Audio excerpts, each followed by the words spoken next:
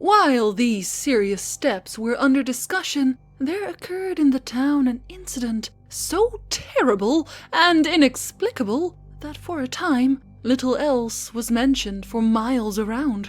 In the middle of a moonlight January night, with heavy snow underfoot, there resounded over the river and up the hill a shocking series of cries which brought sleepy heads to every window, and people around Weybosset Point saw a great white thing plunging frantically along the badly cleared space in front of the Turk's Head.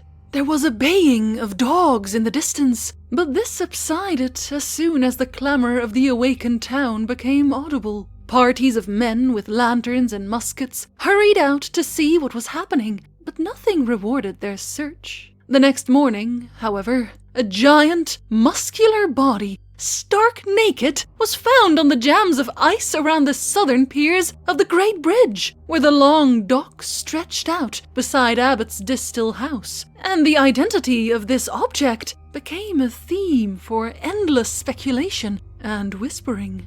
It was not so much the younger as the older folk who whispered, for only in the patriarchs did that rigid face with horror-bulging eyes strike any chord of memory. They, shaking as they did so, exchanged furtive murmurs of wonder and fear, for in those stiff, hideous features lay a resemblance so marvelous as to be almost an identity. And that identity was with a man who had died full 50 years before. Ezra Whedon was present at the finding, and remembering the baying of the night before, set out along Weybosset Street and across Muddy Dock Bridge, whence the sound had come. He had a curious expectancy, and was not surprised when, reaching the edge of the settled district, where the street merged into Pawtuxet Road, he came upon some very curious tracks in the snow. The naked giant had been pursued by dogs and many-booted men, and the returning tracks of the hounds and their masters could be easily traced. They had given up the chase upon coming too near the town. Whedon smiled grimly, and as a perfunctory detail traced the footprints back to their source. It was the Pawtuxet farm of Joseph Curwen, as he well knew it would be, and he would have given much had the yard been less confusingly trampled. As it was, he dared not seem too interested in full daylight. Dr. Bowen, to whom Whedon went at once with his report, performed an autopsy on the strange corpse and discovered peculiarities which baffled him utterly. The digestive tracts of the huge man seemed never to have been in use, whilst the whole skin had a coarse, loosely knit texture impossible to account for. Impressed by what the old men whispered of this body's likeness to the long-dead blacksmith, Daniel Green, whose great-grandson, Aaron Hoppin, was a supercargo in Curwen's employ, Whedon asked casual questions till he found where Green was buried. That night, a party of 10 visited the Old North burying ground opposite Herndon's Lane and opened a grave. They found it vacant, precisely as they had expected. Meanwhile, arrangements had been made with the post riders to intercept Joseph Curwen's mail, and shortly before the incident of the naked body, there was found a letter from one Jedediah Orne of Salem, which made the cooperating citizens think deeply. Parts of it, copied and preserved in the private archives of the Smith family, where Charles Ward found it, ran as follows. I delight that you continue in ye get-at old matters in your way, and do not think better was done at Mr. Hutchinson's in Salem village. Certainly there was nothing but ye liveliest awfulness in that which had raised up from what he could gather only a part of. What you sent did not work, whether because of anything missing, or because your words were not right from my speaking, or your copying. I alone am at a loss. I have not ye chemical art to follow Borellus, and own myself confounded by ye 7th book of ye Necronomicon that you recommend. But I would have you observe what was told to us about taking care whom to call up. For you are sensible what Mr. Mather writ in ye marginalia of, and can judge how truly that horrendous thing is reported. I say to you again, do not call up any that you cannot put down, by the which I mean any that can in turn call up somewhat against you, whereby your powerfulest devices may not be of use. Ask of the lesser, lest the greater shall not wish to answer, and shall command more than you. I was frightened when I read of your knowing what Ben Zariatnapmik had in his ebony box, for I was conscious who must have told you, and again I ask that you shall write me as Jedediah, and not Simon. In this community a man may not live too long, and you know my plan by which I came back as my son. I am desirous you will acquaint me with what ye black man learned from Sylvanus Cocidius in ye vault, under ye Roman wall, and will be obliged for ye lend of ye MS you speak of. Another and unsigned letter from Philadelphia provoked equal thought, especially for the following passage. I will observe what you say respecting the sending of accounts only by your vessels, but cannot always be certain when to expect them. In the matter spoke of, I require only one more thing, but wish to be sure I apprehend you exactly. You inform me that no part must be missing if the finest effects are to be had, but you cannot but know how hard it is to be sure. It seems a great hazard and burthen to take away the whole box. And in town, in example St. Peter's, St. Paul's, St. Mary's, or Christ Church, it can scarce be done at all. But I know what imperfections were in the one I raised up October last, and how many live specimens you were forced to employ before you hit upon the right mode in the year 1766. So we'll be guided by you in all matters. I am impatient for your brig, and inquire daily at Mr. Biddle's wharf. A third suspicious letter was in an unknown tongue, and even an unknown alphabet. In the Smith diary found by Charles Ward, a single, oft-repeated combination of characters is clumsily copied, and authorities at Brown University have pronounced the alphabet Amharic or Abyssinian, although they do not recognize the word. None of these epistles was ever delivered to Curwen, though the disappearance of Jedediah Orne from Salem, as recorded shortly afterward, showed that the Providence men took certain quiet steps. The Pennsylvania Historical Society also has some curious letters received by Dr. Shippen regarding the presence of an unwholesome character in Philadelphia.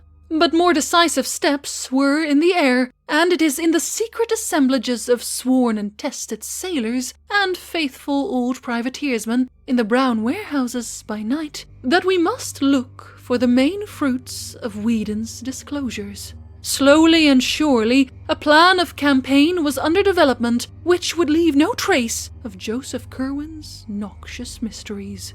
Curwen, despite all precautions, apparently felt that something was in the wind, for he was now remarked to wear an unusually worried look. His coach was seen at all hours in the town and on the Pawtuxet Road, and he dropped, little by little, the air of forced geniality with which he had latterly sought to combat the town's prejudice. The nearest neighbors to his farm, the Fenners, one night remarked a great shaft of light shooting into the sky from some aperture in the roof of that cryptical stone building, with the high, excessively narrow windows, an event which they quickly communicated to John Brown in Providence. Mr. Brown had become the executive leader of the select group bent on Curwen's extirpation, and had informed the Fenners that some action was about to be taken. This he deemed needful, because of the impossibility of their notwithstanding the final raid, and he explained his course by saying that Curwen was known to be a spy of the customs officers at Newport, against whom the hand of every Providence shipper, merchant, and farmer was openly or clandestinely raised. Whether the ruse was wholly believed by neighbours who had seen so many queer things is not certain, but at any rate, the Fenners were willing to connect any evil with a man of such queer ways. To them, Mr. Brown had entrusted the duty of watching the Curwen farmhouse and of regularly reporting every incident which took place there. The probability that Curwen was on guard and attempting unusual things, as suggested by the odd shaft of light, precipitated at last the action so carefully devised by the band of serious citizens. According to the Smith diary, a company of about 100 men met at 10 p.m. on Friday, April 12th, 1771. In the great room of Thurston's Tavern at the sign of the Golden Lion on Weybosset Point across the bridge. Of the guiding group of prominent men, in addition to the leader, John Brown, there were present Dr. Bowen, with his case of surgical instruments, President Manning, without the great periwig, the largest in the colonies, for which he was noted, Governor Hopkins, wrapped in his dark cloak, and accompanied by his seafaring brother, Esek, whom he had initiated at the last moment, with the permission of the rest, John Carter, Captain Matthewson, and Captain Whipple, who was to lead the actual raiding party. These chiefs conferred apart in a rear chamber, after which Captain Whipple emerged to the great room and gave the gathered seamen their last oaths and instructions. Eleazar Smith was with the leaders as they sat in the rear apartment, awaiting the arrival of Ezra Whedon, whose duty was to keep track of Curwen and report the departure of his coach for the farm. About 10:30, a heavy rumble was heard on the great bridge, followed by the sound of a coach in the street outside, and at that hour there was no need of waiting for Whedon in order to know that the doomed man had set out for his last night of unhallowed wizardry. A moment later, as the receding coach clattered faintly over the muddy dock bridge, Whedon appeared, and the raiders fell silently into military order in the street, shouldering the firelock, fowling pieces, or whaling harpoons which they had with them. Whedon and Smith were with the party, and of the deliberating citizens, there were present for active service Captain Whipple, the leader, Captain Esek Hopkins, John Carter, President Manning, Captain Matthewson, and Dr. Bowen, together with Moses Brown, who had come up at the 11th hour, though absent from the preliminary session in the tavern. All these freemen and their 100 sailors began the long march without delay, grim and a trifle apprehensive as they left the muddy docks behind and mounted the gentle rise of Broad Street toward the Pawtuxet Road. Just beyond Elder Snow's church, some of the men turned back to take a parting look at Providence, lying outspread under the early spring stars. Steeples and gables rose dark and shapely, and salt breezes swept up gently from the cove north of the bridge. Vega was climbing above the great hill across the water, whose crest of trees was broken by the roof line of the unfinished college edifice. At the foot of that hill, and along the narrow mounting lanes of its side, the old town dreamed. Old Providence, for whose safety and sanity so monstrous and colossal a blasphemy was about to be wiped out.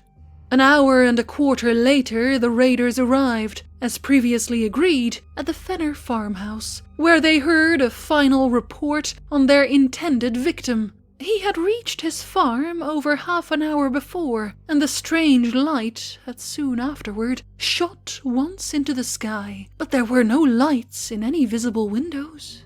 This was always the case of late. Even as this news was given, another great glare arose toward the south, and the party realized that they had indeed come close to the scene of awesome and unnatural wonders. Captain Whipple now ordered his force to separate into 3 divisions, one of 20 men under Eleazar Smith, to strike across to the shore and guard the landing place against possible reinforcements for Curwen until summoned by a messenger for desperate service. a second of 20 men under Captain Isak Hopkins to steal down into the river valley behind the Kerwin farm and demolish with axes or gunpowder the oaken door in the high, steep bank, and the third to close in on the house and adjacent buildings themselves. Of this division, 1/3 was to be led by Captain Matthewson to the cryptical stone edifice with high, narrow windows, another third to follow Captain Whipple himself to the main farmhouse, and the remaining third to preserve a circle around the whole group of buildings until summoned by a final emergency signal. The river party would break down the hillside door at the sound of a single whistle blast. Then, waiting and capturing anything which might issue from the regions within. At the sound of 2 whistle blasts, it would advance through the aperture to oppose the enemy, or join the rest of the raiding contingent. The party at the stone building would accept these respective signals in an analogous manner, forcing an entrance at the first, and at the second descending whatever passage into the ground might be discovered, and joining the general or focal warfare expected to take place within the caverns. A third, or emergency signal, of 3 blasts would summon the immediate reserve from its general guard duty, its 20 men dividing equally and entering the unknown depths through both farmhouse and stone building. Captain Whipple's belief in the existence of catacombs was absolute, and he took no alternative into consideration when making his plans. He had with him a whistle of great power and shrillness, and did not fear any upsetting or misunderstanding of signals. The final reserve at the landing, of course, was nearly out of the whistle's range, hence would require a special messenger if needed for help. Moses Brown and John Carter went with Captain Hopkins to the river bank, while President Manning was detailed with Captain Matthewson to the stone building. Dr. Bowen, with Ezra Whedon, remained in Captain Whipple's party, which was to storm the farmhouse itself. The attack was to begin as soon as a messenger from Captain Hopkins had joined Captain Whipple to notify him of the river party's readiness. The leader would then deliver the loud single blast, and the various advance parties would commence their simultaneous attack on 3 points. Shortly before 1 a.m., the 3 divisions left the Fenner farmhouse, one to guard the landing, another to seek the river valley and the hillside door, and the third to subdivide and attend to the actual buildings of the Kerwin farm.